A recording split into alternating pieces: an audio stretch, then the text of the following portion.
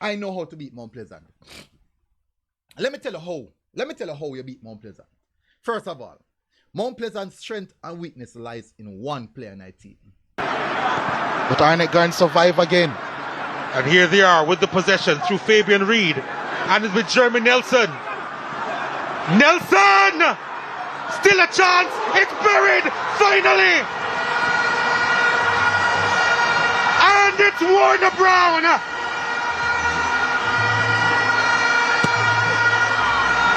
The league's leading marksman comes through from the junglist. And we have parity with 10 minutes to go. The tiring legs of Cavalier. They almost made it 2-0. But Arnett Garns, they've been clinging on. They've been clinging on. They haven't played their best. And that's a penalty. Still haven't. Atkinson has won it. Has options in the middle. Ball played inside. Goal. Cavalier and McCleary again. His second goal in the playoffs. Jerome McCleary. And the champions, they draw first blood.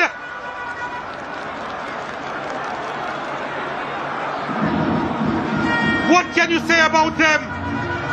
Again, they take their chance at a critical time, and they are in front. Arnett Garns struggling to clear their lines. And what were we just saying about Dwayne Atkinson? Today is the day, the final day. Is that you make it happen or it can't happen. If you come out the exam and said, I did it what I could do, and what couldn't do, didn't did it. Anyways, people, today, they tell us somebody is going home. Somebody have to go. 2 teams going home today. 2 teams going home today, and 2 teams are advancing to the final. Who will that be?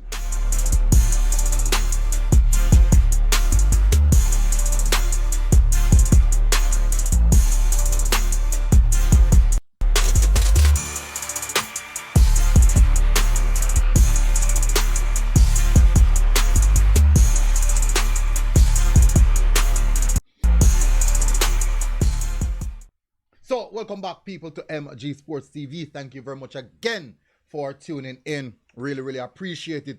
So, where we're going to start? We're going to start, first of all, with the 2 games, the semifinals, the first leg of the semifinals. I did not do a review for it. Time. I do apologize for that. So, what I'm going to do, I'm going to give a little bit of backtrack on those 2 games, and then I'm also going to go further, speak about, or get into the... But before I do that, let's do the YouTube stuff. Hit the like button, hit the subscribe button. Thank you very much again for tuning in. Really, really appreciate it. Let's first touch on which game the first game again. Cavalier versus Arnett. And that game was a game of 2 halves. Let me tell you something, people. That game was very, very interesting. I saw something in that game, in the latter stage of the game, and it made me a little bit worried for Cavalier. Nevertheless, this is football. And these things will be analyzed, these things will be discussed by both coaching staff.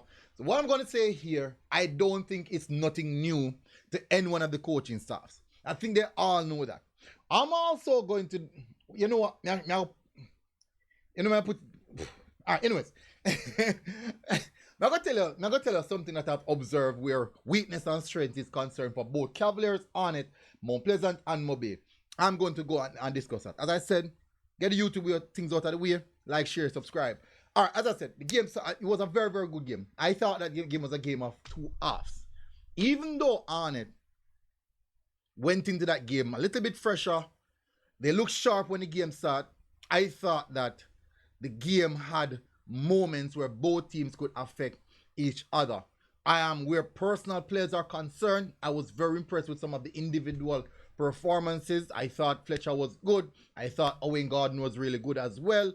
100% I thought busy. Dwayne Atkinson was tremendous in that game. Calvin was running the lines. Thought another game where McCleary turn up and score for Cavalier again. Big game, big moment, a big player turn up. Brilliant work from doing Busy Atkinson down the byline, beat his man and an in-swing, well, not in-swinger, a cross from the outside of the right foot. Brilliant delivery. And McCleary, when the goal was scored, I was very, very surprised that it's McCleary. I thought it was Calvin, because generally those are the positions that Calvin would take up.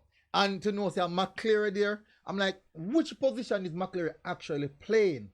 Where was he playing? But in truth and fact, I thought that the game itself was a really, really good, highly contested game.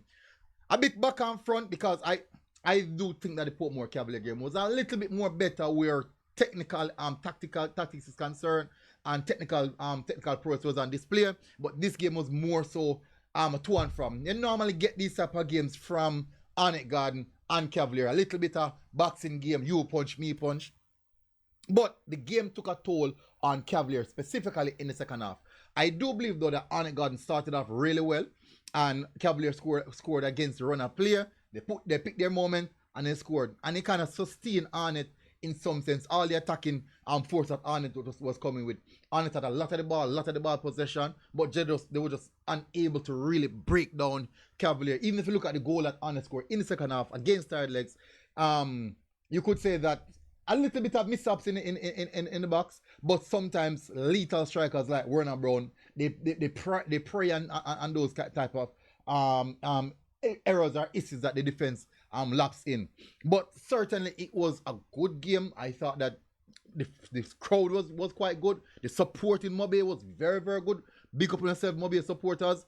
And I thought that there were good moments in the game for any one of the two teams to clinch it. Last moments of the game, Cavalier could have nicked it, but so you go. And as I said, I saw a bit of Tired Legs where Cavalier is concerned. Would that be an issue today? We don't know. But I think Arnett would have more information now going into that game.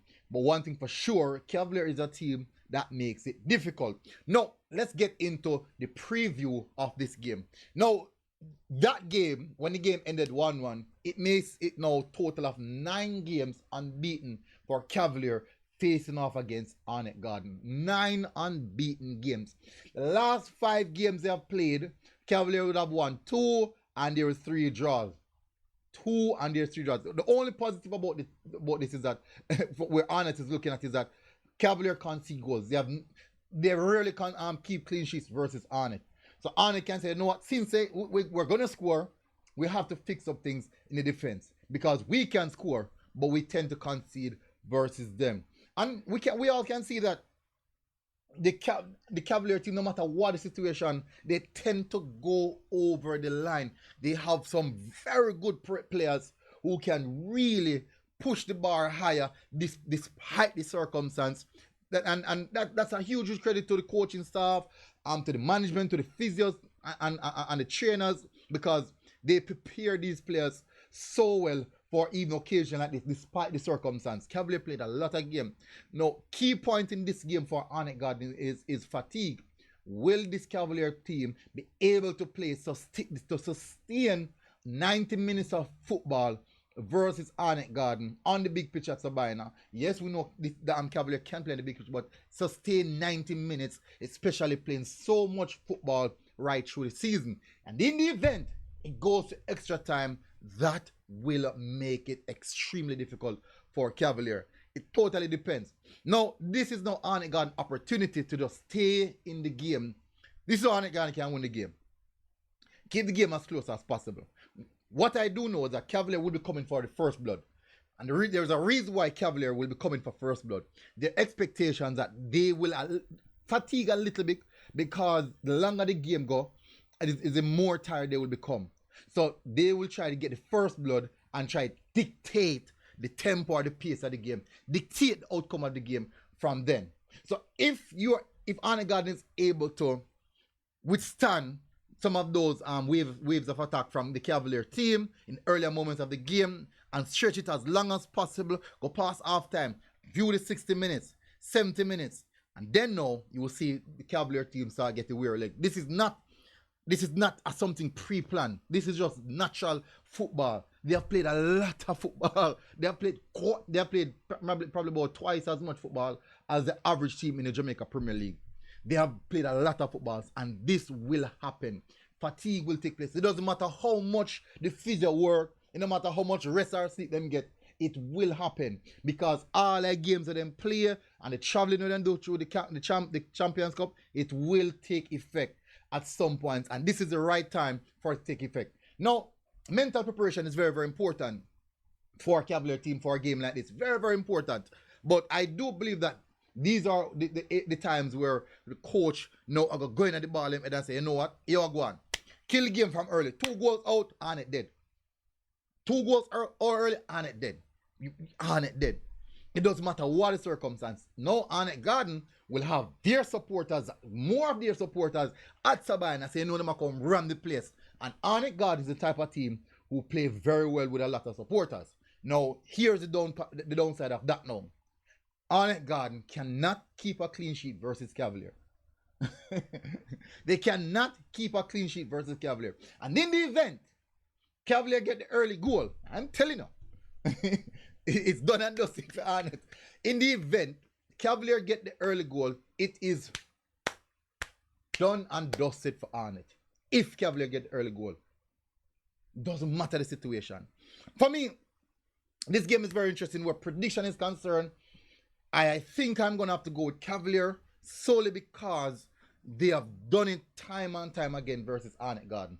Time and time again versus Arnett Garden. There's a reason why versus Arnett Garden, their record is so good. Now, this is actually one of Arnett Garden's best and biggest opportunity to win 1-0 versus a Cavalier team that they haven't beaten a long while and actually make it count. But I think I'm going to go with Cavalier for this one. So I'm going to say maybe a nasty, ugly 1-0. An ugly 1-0. And a lot of mind games are going to play. And I'm very much looking out where that is concerned. Looking out for the mind games. I'm really going to look out for the mind games. All right, let's get to the Montego Bay Mount Pleasant game. Now, this one is interesting, people. Here we go on now. You see, Moby, I know how to beat Mount Pleasant. I know how to beat Mount Pleasant. Let me tell you how. Let me tell you how you beat Mount Pleasant. First of all, Mount Pleasant's strength and weakness lies in one player in that team. And many might say, no, say, that don't make no sense. And enough time me tell people, and people say, no, man, that no go so, man. Them have more than enough quality, more than enough of this, more than enough of that. And I 100% believe, and from what I've seen throughout the season, I 100% believe and is convinced that the heartbeat, and not just heartbeat, but the player are all Mount Pleasant thrive because of Sole McCullough. Sole McCullough is where Mount Pleasant can lose the game. Sole McCullough is how Mount Pleasant can lose the game. Now go get into that. People. Just listen on. No, in the previous game, I thought that the goalkeeper made a big error, but it's a very good goal by Thomas. A really, really good goal by Thomas. I thought that game was very much intense. Really, really good game. Good football on display in that game. Very good, two technical team. I do believe that Moby did blunder. I have to say Moby blunder when I see them pull off Lima. I thought that was a huge, huge blunder. And I don't know why Moby do it still. I'm not a coach. I don't really, me not go say me know more than a coach. But I see Moby using Lima, playing more advanced. And I don't think if you want to get the best out of Lima, you're playing that advanced. I would understand, probably would not understand, say they want to win the ball as early as possible, utilizing Lima as a number 8. But the problem with that is concerned, it makes them very, very vulnerable. Because when they have the Mario Phillips as the all-in to sit deep, what tend to happen is that Mario tend to, he's attracted to the ball. He's very much attracted to the ball. He works very hard and he plays really good sometimes, most of the times, but he's very much attracted to the ball. And if you have a central holding midfield that is attracted to the ball, what you'll find there's going to be gaps. There will be gaps, and you can't afford to have gaps in the middle of your park. But when I see that, I'm like, that is that right there and then I identify that is Mobi United weakness. Just the fact that there's a big gap in the middle of the park when you have one player who wants to be on the ball consistently because he's that type of player. He wants to link up, he wants to make things happen, versus the only midfielder where they are deploying quite high up the pitch for him to win the ball back as early as possible. But in essence, there are ways how they can get that done. But I do think that is one of the reasons why it's holding back the Mobi United team. So maybe, just maybe, putting Lima in front of, putting Lima behind Maro, and maybe play them like this, rather than play them so. So if you play with two, Lima has to be the one who sit. Lima has to be the one who sit. It can't be Maro. You have to give Maro the freedom there to be impactful right across the pitch. That's his best attribute. And key points, we might see Vassell starting in the game today, because when he came on, he looked tremendous. Sharp, he looked ready. But I think where Mobi might lose the game is the middle of the park. How do they balance Demario Phillips and Lucas Lima in the middle of the park? And what you find out is that the other day when I watch the game, me see him, when him pull Lima, after a while, I see him put on ranking. And I'm like, what you're looking for in ranking, in staying in the middle of the park and distributing the ball, that's the reason why you have Lima. That's what Lima is there for. And I think Lima, in my view, is the best DM in the country. In my view. And that's, I'm a coach, I can be totally wrong upon that. But it's just my view. But I do think Mobi play significantly better when Lucas Lima stands in the middle of the park as the only midfielder. He knows how to break up play, win back the ball, but he also can distribute and control it, dictate the tempo of the game. So, with me, as I said, I'm a coach. Anyways, Mount Pleasant now. Let me tell you how Mount Pleasant's strength and weakness. Mount Pleasant's strength and weakness is Sole McCullough. Let me explain this to you now. Strength, when Sole McCullough plays for Mount Pleasant, he makes them tick. He makes the game easy for Mount Pleasant. He's doing so much work on the pitch. He makes the game very, very easy. There's an issue on the right side of the pitch. Sole McCullough is there. Relieve the stress. Recycle the ball. Start back the play. The game is close. I need just a single goal for win. Sole McCullough, turn up, assist, or goal. If the defense is under strain, Sole McCullough drop in between the centre backs, whatever the case be, dropping at the right back position. I'm not talking about playing that position. I'm talking about going over there to support the player who's here, either assisting them, challenging for the ball, or also relieving the stress off them. That is a key role that Sole McCullough play in the Mount Pleasant team. That is when Sole McCullough is playing, and he is the key where that is concerned. How them gonna win game, because he knows to dictate the game. You know when to slow down, when to step up the pace, when to control everything. He is the engine. He's like, like what do you call it? The fuse. He's a fuse for the engine, for the starter. So if the starter fuse out, if you keep vehicle can't move. So I make everything happen. Now, despite the attacking, the flurries of attack, the crazy amount of attacking power and prowess that Mount Pleasant has, they need that person behind them who is controlling and making the game flow. And flow in accordance to how the coach wants the team to play. He is technically the coach on the pitch. And in every team, any good teams, you will need a coach on the pitch. Somebody who will say, okay, this is what the coach wants, and let's play what the coach wants. And I'm going to do what the coach wants, and I'm going to make the game play as though the coach envisioned it to play. And he's the man. Now, how is it their weakness? If you take Sole McCullough out of that Mount Pleasant team, and I've seen it, they will struggle. No matter what I tell me, say, they will struggle. If you get at Sole McCullough, mark him out of the game, Mount Pleasant will struggle. Me not ask no question. So if me and Mobi, me and put Lucas Lima in at the 6, me and have Demario Phillips run anywhere Sole there, man mark Sole, take him out of the game. Yes, it's going to open opportunities for other players who are really, really good. Yes, I agree. But you also have to just trust your other team players to do what they are instructed to do. But you need to get that one man out of the game. In any Mount Pleasant game, the man have the most touch of Sole Makala. There's a reason for that. There is a reason for that. And if you can limit him, limit his touches them, you are already in a very good position. You're in a very, very good position to limit what they can do. Me say, if Sole Makala gets substitute and go slung on the bench, me and have Maro substitute and go slung on the Mount Pleasant bench right beside them. As well. If I drink water and I take instructions from the coach, me want to hear what the coach have to tell him. Go over there, go listen. Listen to what go on. Yeah, man. That I think that he is their strength and their weakness. He is their strength and their weakness. So, as you know, I can be totally wrong.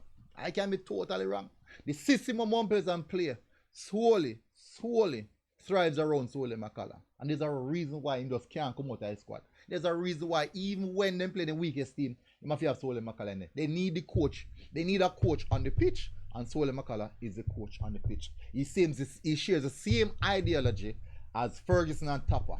Same ideology. He might work on them long enough to know exactly what they want. So he know the moments in the game, and he can identify the game itself. What is happening in the game? What the time of the game? What the game is needed, and him do it. So get him out of the game, you have a strong chance, very, very strong chance. Getting him out of the game is a problem though, because you know he's a very good player.